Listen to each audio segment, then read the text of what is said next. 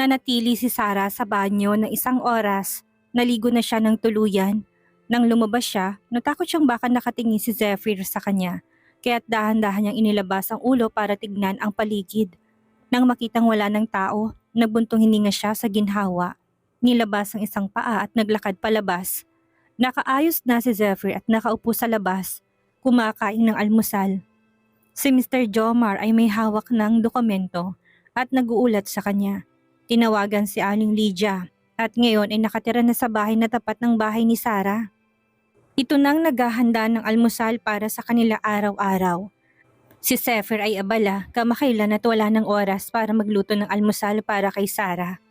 Nang marinig ni Sarah ang tinig ni Mr. Jomar, tuluyan siyang nakaramdam ng ginhawa.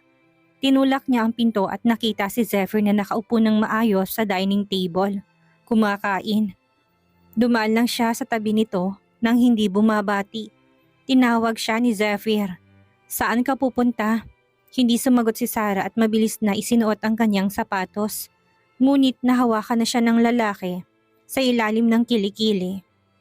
"Saan ka pupunta? Hindi ba't may usapan tayong mamamasyal ngayon at kakain sa labas?" Nagulat si Sarah at hindi maiwasang maalala ang init ng katawan ni Zephyr kaninang umaga. Nakaramdam siya ng kaunting pagkabalisa. "Ayoko mamasyal ngayon o kumain sa labas. Nagbago ng isip ko. Pupunta ako kay Rebecca ngayon." "Tinawagan ka ba niya?" Nakakunot ang noo ni Zephyr na natanong sa kanya. "Oo. Hindi ba narinig mo kagabi? Epal ka pa nga eh. May usapan kami ni Rebecca ngayon na dadalawin ko siya. Dahil naiinip na daw siya." Inalis ni Sarah ang kamay ni Zephyr at nagmadaling umalis. Kumunot ang noo ni Zephyr habang pinapanood na umalis ang babae. Nakita ni Mr. Jomar na umalis si Sarah, kaya tinanong niya si Zephyr. "Sir, itutuloy pa po ba natin ang pamamasyal ninyo ngayon?" "Hindi na." Tiningnan niya ang kanyang assistant. "Pakisabi kay Rebecca na mag-schedule siya at pupunta tayo sa bahay ni Sean mamaya para tignan ang anak niya." "Opo." Sumang-ayon naman si Mr. Jomar. Naiiling na ang lalaki dahil alam niya na ang nais namang tignan ng kanyang boss ay ang asawa nito. Nang dumating si Sarah sa bahay ni Rebecca, nandun ang baby nito. Naliligo. Si Rebecca ay nakaupo sa sofa at nakatingin sa kanyang anak. Ang mukha niya ay puno ng pag-aalaga. "Bakit nandito ka na sa labas? Okay ka na ba?" Nag-aalalang tanong ni Sarah sa kanyang kaibigan. "Okay lang. Kalahating buwan na ako nagpapagaling at halos okay ng katawan ko." Ngumiti ito at inabot ang kamay para tawagin si Sarah at maupo. Lumapit siya sa kaibigan, pero okay lang ba talaga sa'yo na magpahangin ng ganito? "Naka-aircon naman ang kwarto. Paano magkakaroon ng hangin?" Sagot nito. "Ang takot sa hangin ay isang lumang kasabihan. Dati kasi mga bahay ay may isang kwarto lang at kailangan mong dumaan sa pasyo para makapunta sa banyo. Kaya't nababagsakan ka ng malamig na hangin, kaya may kasabihang huwag magpapahangin sa malamig na hangin. Pero ngayon, magkasama na mga kwarto at banyo. At may heater na, kaya't wala ng hangin." "Ah, kaya pala. Naklaro kay Sarah ang lahat. Kung ganon, ganap ka na bang gumaling?" "Hindi pa ganap. May nakabalot pa akong bendang proteksyon sa tiyan ko. Sabi ng confinement nanny, kailangan ko daw itong i-wrap ng 42 araw para mabilis ang pagbalik ng katawan ko." "Sa tingin ko, bumalik ng katawan mo." Sinulyapan niya si Rebecca. Medyo mas bilog ng mukha nito, pero ang mga kamay at paa ay payat pa rin. At mukhang mas maganda pa nga kaysa dati. "Hindi ko maintindihan ito." Pagkatapos manganak, tumataba talagang tiyan ng babae. Kinuha ni Rebecca ang kamay ni Sarah at ipinahawak ito sa kanyang tiyan. Para maramdaman itong laman ng kanyang tiyan. Hinaplos ni Sarah yun at napansin niyang maluwag pa nga ang tiyan ni Rebecca. Nakalaylay yon. Tanong niya, ganyan ba lahat ng babae pagkatapos manganak? Kadalasan oo. Kung hindi akala mo ba biro-biro lang ang 9 na buwan na pagbubuntis? Ang tiyan sobrang laki, kaya't kailangan ng oras para magbalik sa dati. Natapos iluwal ang bata. Sagot nito. "Mag-e-exercise ako pagkatapos ng confinement at susubukan kong maibalik ang aking maliit na bewang sa loob ng 2 buwan. Ngumiti si Sarah, halatang masaya siya. Talaga namang mahirap maging babae. Totoo, nagrereklamo si Rebecca tungkol sa tagal ng kanyang pagpapahinga. Tahimik na nakikinig si Sarah dito at naisip na talagang mahirap maging babae. Samantalang ang baby ay natapos na sa paliligo at isang katulong ang dumaan upang kunin ang bata at dalhin sa nursery. Sumigaw si Rebecca. Dalhin niyo ditong bata. Gusto niyang makita si Sarah, ang kanyang anak. Sumagot ang katulong. Miss Rebecca, nasa stage ka pa lang ng pagpapahinga. Baka mabinat ka. Mas mabuti pang magpahinga ka at huwag hawakan ng bata sa ngayon.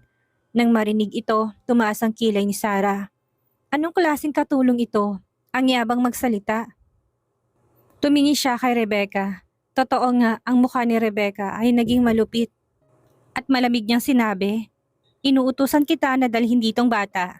Sabi ng katulong, Miss Rebecca, nasa pagpapahinga ka pa lang ng iyong katawan upang hindi ka mabinat. Hindi ka dapat maging ganong katigas ang ulo. Kung malaman ni Sir na lagi kang kumikilos, tumitingin sa telepono at kumakain ng mga hindi maayos na pagkain, tsak na hindi siya matutuwa. Tugon ng katulong kay Rebecca. Bakit ka nagagalit? Tanong ni Sarah sa babaeng katulong. Sumagot ang katulong. Ang mga ginagawa ni Miss Rebecca ay makakaapekto sa kalidad ng gatas niya. Baka mamaya, hindi niya masuplayan ng sapat na gatas si Senyorito. At magagalit si attorney kapag nalamang nagpapabaya siya sa kanyang sarili. Ang ibig sabihin nito ay tinuturing si Rebecca na isang makina para sa pagpaparami ng gatas at pagpapasuso. Magiging kakaiba kung hindi ito magdudulot ng kalungkutan sa isang tao. Huminga ng malalim si Rebecca at malamig na sinabing, inutusan kita na dalhin ng bata sa akin. Hindi naglakas loob ang katulong na magtangkang magalit kaya't nag-otobili itong dalhin ng baby at inabot kay Rebecca. Kinuha ni Rebecca ang bata at tinignan ng katulong ng malamig. Nakakamatay. Sinamantala ni Sarah ang pagkakataon upang silipin ang katulong. Mukha itong nasa 20s ngunit ang kanyang pananalita ay labis na matalim. Nang umalis na ito, nagtanong siya sa kaibigan. Ano klaseng katulong ito? Ang tigas magsalita. Ang kapal ng mukha ha?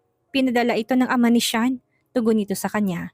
Habang ibinababang bata at pinakita sa kanya, ang bata sa kumot ay labis na cute at napaka-pogi. Nilaro-laro niyang bata. Nakakatuwang malilit na kamay nito. Bigla niya napansin na parang hindi masaya si Rebecca. Bakit nga ba'y pinadala ng ama ni Sean ang katulong na yan dito? Siguro hindi ako gusto ng tatay niya at gusto akong palisin dito. Sagot ni Rebecca. Kaya't palaging tinatawag siyang Miss Rebecca na mga katulong na nagpapaalala sa kanyang hindi siya Mrs. Mendez. Anong tingin ni Sean dito? Tanong niya sa kaibigan. Sumagot ito. Sobrang abala siya ngayon. Hindi ko sinabi sa kanya ito dahil ayoko mag-alala siya. At hindi niya nais na palaging itong mag-aasikaso ng mga bagay para sa kanya. May mga bagay na kailangan niyang gawing mag-isa para naman mapatunayan niya na may kakayahan siya. Sa oras na yon dumating si Sean sa bahay. Pumasok siya mula sa pintuan. Ang kanyang malalim na matay na padako kay Rebecca at sa bata sa kanyang mga bisig. At bahagyang lumambot ang kanyang mga mata. Lumapit at nagtanong, natutulog na ba ang baby natin? Nakita ni Rebecca si Sean at medyo nagulat. Hindi pa, bagong ligo pa lang ang baby. Bakit ka biglang umuwi? Darating sina Zephyr at Rod mamayang hapon. Ipag-uutos ko sa mga katulong na maghanda ng pagkain kaya ako umuwi. Sabi ni Sean habang naupot kinuha ang bata mula sa mga bisig ni Rebecca. Binuksan ng bata ang malalaking mata nito na parang mga ubas at tinitigan. Ang ama ng may pagkamausisa. Parang tinitingnan ito at kinikilala. Hindi napigilan ni Rebecca ang pagtawa. Ang laki ng mga mata niya, parang ikaw. Ngumingiti si Sean at kinuhang maliit na kamay ni Rebecca sa kahinalikan. Bawat beses na pumupunta si Sarah dito, palagi siyang iniinggit ng dalawang ito. Tinutokso siya, kaya nakasimangot siya sa tabi at nagkukunwaring hindi nakikita ang kanilang ginagawa.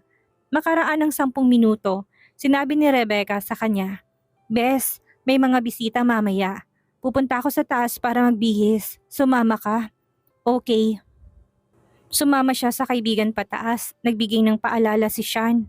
Rebecca, sumakay ka na lang ng elevator. Huwag ka na maghagdan. Alam ko, ngumiti si Rebecca sa lalaki. Sumakay na sila sa elevator. Subalit si Rebecca hindi mapakali. Bakit pupunta si na Zephyr dito? Dahil ba sayo? Umiling ang kanyang kausap. Hindi ko alam. Siguro para makita ang baby mo. Mabuti na lang at dumating ka ngayon. Kung hindi, mahirapan ako mag-isa mamaya pagdating ng mga kaibigan ni Sean. At least ngayon, dalawa na tayo. Nakangiting sabi nito sa kanya. Nakarating sila sa ikalawang palapag. Pagkatapos, habang dumadaan sila sa railing, nakita nilang katulong na nag-uulat kay Sean. Attorney, dumating na po si na Mr. De Vera at si Dr. Lincoln. Namumulang mukha ng katulong at halatang may pagkagusto kay Sean. Kilig na kilig ang itsura noon. Napansin ko ni Sarah at hinilang manggas ni Rebecca. Mukhang may gustong katulong niyo kay Sean. Nahalata ako sa kilos niya. Tinignan ni Rebecca ang katulong na pinag-isipan ni Sarah ang hindi maganda. Buti na lang at hawak ni Sean ang bata sa mga bisig niya at hindi malang tinignan ang katulong. Sinabi lang niya ng malamig. Papasukin sila. Opo, sagot ng katulong at iniwan na si Sean. Nakita to ni Rebecca at nakahinga siya ng maluwag. Muling bumangon ang kilig sa kanyang mga mata at sinabi kay Sarah. Sino bang hindi? Ang pangalan niya ay Johanna Jackson. Ang tatay niya tagapamahala ng sambahayan ng pamilya ni Sean. Lumaki siya sa pamilya ng mga Mendez at naging kalaro ni Sean nung bata pa sila. Nalaman ni Sarah na childhood sweetheart pala ang relasyon nila at ang ama na katulong ay tagapamahala ng sambahayan ng pamilya Mendez. Kaya't hindi nakakapagtaka kung bakit ito ganong kayabang. Sa mga sandaling iyon, dumating si Johanna kasamang mga bisita. Ang mga hakbang ay narinig mula sa malayo. Tumingin si Sarah at nakita sina Zephyr at Rod na papalapit kay Sean. Si Rod ang unang nakapansin sa dalawang babae sa taas. Tumaas sa mga labi at nagsabing, "Bakit kayo nakatayo sa itaas?" Tumingin si Zephyr pataas at mga mata niya'y agad na napako kay Rebecca at hindi na kumibo. Kung ikukumpara kay Sarah, mukhang kalma lang. Si Rebecca ay mas naguluhan. Nakapajama siya at wala pang suot na bra. Isang sigaw yun mula kay Rebecca at mabilis siyang tumakbo papasok sa kwarto. Nagmamadali namang sumunod si Sarah sa kanya. Nakakahiya! Nagtago si Rebecca sa loob ng closet. Tinakpan ang muka at nagsorry. Wala akong suot na bra. Hindi ko alam kung nakita ba nila. Tinignan ni Sarah ang kanyang light yellow lace nightgown at gumiti. Hindi nila makikita yan mula sa malayo. Sana nga, namumula ito sa labis na pagkapahiya. Nagbihis si Rebecca ng isang gray-blue ghost dress. Ang malabnaw na asul na kulay nagbigay ng kislap sa kanyang balat na parabang siya isang perpektong jade, lalo ng kanyang mukha na napakadelikado at maganda. Parang isang manika. Nang makita ito ni Sarah, kumislap ang mga mata niya. Ang ganda mo, Bes. Hindi ako nakakapagsuot ng bestida ng matagal. Tumitig si Rebecca sa salamin at tila kontento sa itsura niya. Matapos manganak, palaging pajamas ang suot niya at hindi na siya nagsuot ng tamang mga dress. Ngayon, talagang kamangha-mangha ang itsura niya. Napakaganda niya. Magkasama silang lumabas mula sa elevator. Habang nag-uusap sina Sean at Zephyr, natanaw ng abogado sa Rebecca mula sa gilid ng mata at ang kanyang sexy at matigas na Adam's apple ay gumalaw. Siguro dahil hindi siya nabilad sa araw ng kanyang pagpapahinga, kaya ang kutis niya ay mas maputi kesa dati. At ang kanyang katawan ay may magandang proporsyon, pati ng isang malambot na alindog na mas matindi pa kaysa nung hindi pa siya nanganganak. Na walang mga sinasabi ni Sean at napatitig na lang kay Rebecca. Ramdam ni Rebecca ang init sa kanyang muka habang pinagmamasdan siya ni Sean, kaya tumingin siya sa iba ba't hindi nagsalita. Ang dami ng tao, bakit siya patuloy na pinagmamasdan nito? Hindi naman ito bago sa kanya, hindi ba? Natulog ng baby. Lumapit si Sean sa kanya, tinignan siya ng malamlam at naging medyo malamig ang kilos nito. Tumango siya sa sinabi nito. Nagugutom ka na ba? Mag-lunch na tayo. Malambing na inakay ni Sean sa Rebecca. Samantalang si Sarah naman ay naiwang mag-isa. Medyo nahihiya siya sa titig ni Zephyr at Rod. Buti na lang at masayahin si Rod. Pinagaan itong pagkakataon. Sabi ng aming mga lolo, dapat kami magmahalan bilang magkakapatid. Subalit itong si Sean, nung makita ang kanyang pinakamamahal ay iniwan na tayo.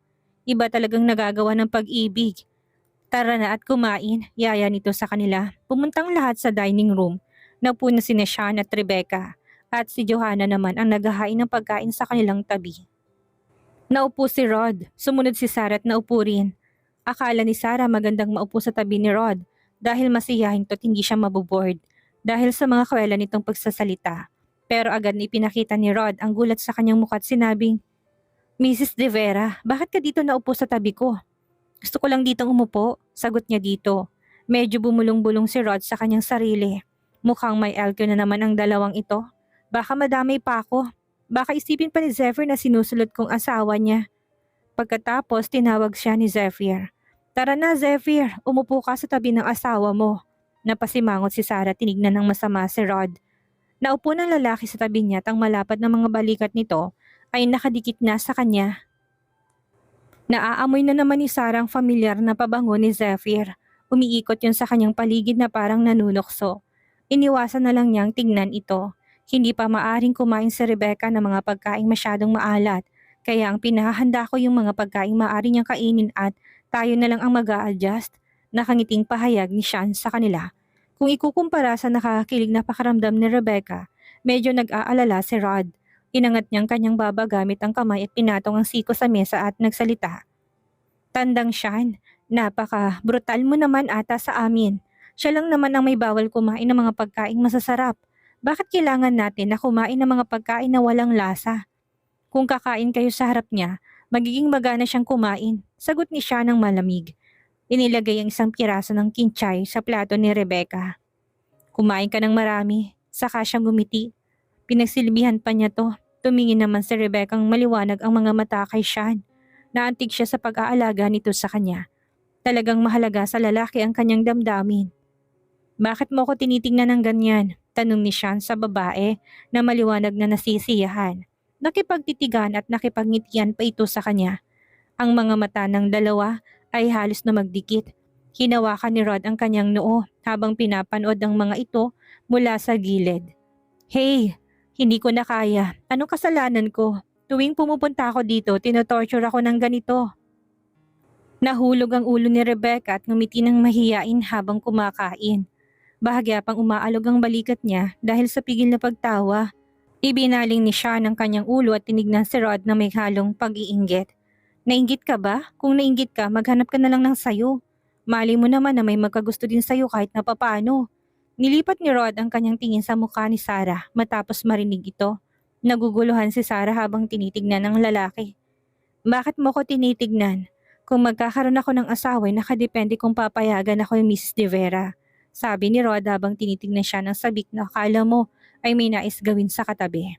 Bago makapagsalita si Sarah, tinulak ni Zephyr ang kanyang ulo patagilid. Doon ka tumingin. Ano bang masama sa sinabi ko? Nagtatakang tanong ni Rod sa kaibigan.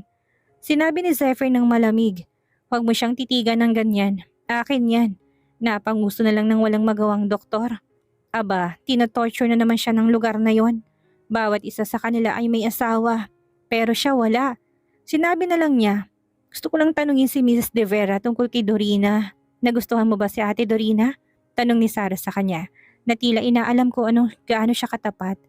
Oo, inamin ni Rod sa babae na gusto niya talagang tipo ni Dorina. Tiningnan ni Sarah ang doktor mula ulo hanggang paa at nagsalita ng may konting pagkahiya. Pero nararamdaman ko na masyado kang palikero at siguro hindi magugustuhan ni Ate Dorina yan. Ako ba'y palikero? Hindi makapaniwalang tanong ni Rod at tinurong kanyang mukha habang tinatanong ang mga kasama. Palikero ka. Sagot ni Zephyr ng walang emosyon. Halos matumba si Rod at pinigilan ng sarili gamit ang gilid ng mesa.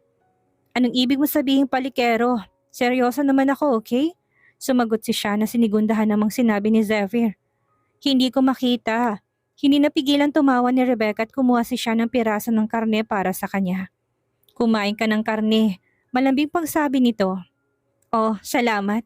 Yumuko si Rebecca at nagsimulang kumain. Pagkatapos ng hapunan, umakyat sina Sarah at Rebecca sa itaas upang magtsikahan. Ang tatlong lalaki ay nakaupo sa ibaba. Tinaas ni Rod ang kanyang kilay at tinanong si Zephyr. Ano na, Zephyr? Nakuha mo na ba pabalik ang asawa mo? Walang isinagot si Zephyr sa kaibigang doktor. Ngumiti si siya ng maluwag at walang pakialam. Sa tingin ko, hindi pa. Hindi siya pinansin ni Sarah kanina habang kumakain. Ngumiti si Rod. Pre, kailangan mo magmadali. Narinig ko na gusto rin ni Marciano yung kapatid ni Dorina, ang asawa mo. Kung hindi ka magmamadali, baka maagaw siya sa'yo. Ang asawa ko? Hindi ko alam kung sino may kakayahang agawin siya. Binanggit ni Zephyr ang salitang agawin ng malamig habang binabagong kanyang tie at pinakitang kanyang kaakit-akit na Adam's apple. May malinaw na bakas ng pangil sa sexy Adam's apple na yon. Pulang-pulang kiss mark, nagulat si Rod at tumingin sa kanya. Shit, mga kagat. Iniwan niya ng asawa mo? Siyempre, sabay sandal niya sa sofa ang mukha ay puno ng pagmamalaki at pagmamayabang. Akala mo tumama sa loto habang pinapakita ang kanyang pulang kiss mark, lalo pa niyang ipinakita yon. Parang hindi pa rin makapaniwalang dalawang lalaki sa kanilang nakikita at narinig. Sinabi ni Rod kay Sean, akala ko hindi sila nag-uusap kanina.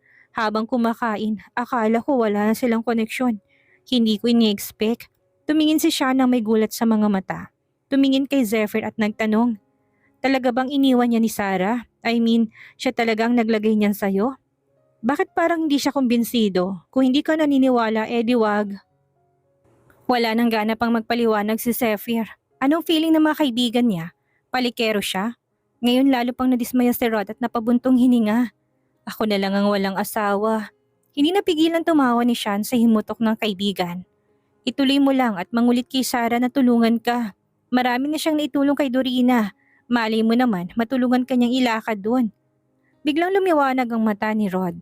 Si Zephyr na nakasandal sa sofa at umiinom ng kape ay huminga ng malalim at sinabing, sabihin mo sa kanya na tumulong.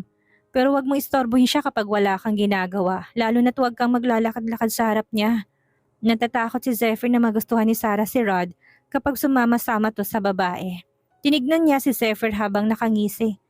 Nababahala ka ba tungkol sa akin? Hindi ko lalandiin ng kahit na sino sa mga asawa niyo. Hindi ako ganun. Ano ko, si Chard? Tinignan siya ni Zephyr ng walang emosyon. Hindi ako natatakot na magustuhan ka niya. Hindi siya mahuhulog sa'yo pero lagi ka mabait sa kanya. Baka umasa siya sa'yo ng sobra. Tingnan mo ito ng may possessiveness ng lalaki. Sumulyap si Sean kay Rod at kumunot ang noo. Wala siyang pakialam sa'yo. Alam niyang hindi ka magugustuhan ni Sarah. Hindi lang niya gusto na madalas kayong mag-usap. Hindi nakapagsalita si Rod at parang lalo lamang naguguluhan. Nakita ni Sean ang kanyang dismayadong mukha at pati si Zephyr ay nakatingin ng masama sa kanya. Hindi niya maiwasang mapangiti sa mga ito. Mag-aapat na oras na sina Sarah at Rebecca sa itaas na nagkwekwentuhan. Kaya siya na mismong nagpaalam sa kaibigang bababa na siya upang makapagpahinga na ito. Pagkababa niya, tumingin ng mga lalaki sa kanya. Nagtanong si Sean sa kanya. Tulog na ba si Rebecca? Oo, inaantok na siya, sagot niya. Lahat ng ito ay dahil pa rin sa panganganak nito at hindi pa ganap na nakaka-recover ang katawan ni Rebecca. Pupunta ako sa itaas para tingnan siya. Sabi ni Sean sa kanila at umalis pagkatapos sabihin yon. Naiwan ang tatlo sa isang medyo awkward na sitwasyon. Si Rod ang unang bumasag ng katahimikan. Mas pinahahalagahan niyang pagmamahal kaysa pagkakaibigan. At ayan, umalis na naman siya. Kunwari nagtatampo pa siya sa kaibigan habang nakasunod ang mata niya sa itaas ng bahay. Walang sumagot sa dalawang kasama niya. Tumingin siya kay Sarah. Mrs. De Vera, ano sa palagay mong bala ko kanina kay Dorina? Pwede namang, hindi ba? Kinindatan niya si Sarah. Mukhang inosente ang kanyang mukha at napakabait ng kanyang presensya. Hindi napigilan tumawa ni Sarah tinakpan ng labi. Talaga bang gusto mo si Ate Dorina na ganun katindi? Sa totoo lang, mabuti naman si Dr. Rod. Mula to sa mabuting pamilya at kilalang tao sa larangan ng panggagamit. Maayos din itong makitungo sa mga tao at malambing din ito. Siya talaga ang tipo kong babae. Bukas naman ay linggo. Pakikalabit naman siya. Mag-hiking naman tayo o mamasyal. Kumain sa labas. Nakikiusap ang tinig ni Rod. Tumingin si Sarah kay Zephyr na nasa tabi niya. Nakanganga ito habang tinitignan ang cellphone. Parang may inasikaso at hindi tinitignan ang kabilang phone. Dalawang hawak nito, binaba niyang kanyang boses at tinanong ito. Gusto ba ni Zephyr? Hindi, gusto ko lang mag-relax dahil nakakapagod din naman na laging nagtatrabaho. Wala siyang kinalaman dito. May hinang sagot nito sa kanya. Muling tinignan ni Sarah si Zephyr. Nasa phone pa rin ito. Walang pagbabago sa ekspresyon ng mukha at marahil hindi narinig ang usapan nila. Sinagot niya ang kausap. Huwag mo na siyang isama. Pwede ba tayong tatlo lang? Tatlo lang? Sinalyapan ni Rod si Zephyr ng lihim. Paano kung magalit siya? Kung magagalit siya, hindi na ako pupunta. Tugon niya ng matigas ang puso. Sige na, Mrs. De Vera. Gusto ko talaga siya. Pakitulungan mo na ako. Parang asong kawawang lalaki habang nakikiusap sa kanya. Nakita niya ang magandang attitude ni Rod.